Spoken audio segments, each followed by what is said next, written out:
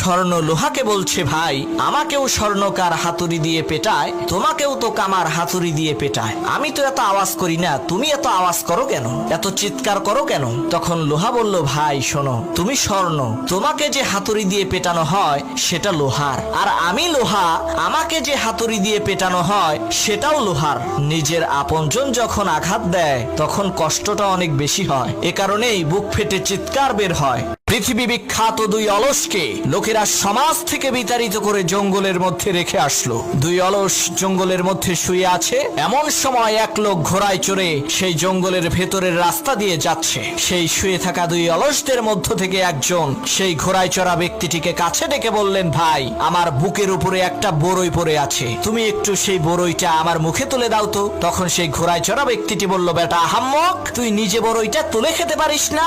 তখন সেই অলস বলল, ভাই গত 2 দিন ধরে বড়ইটা আমার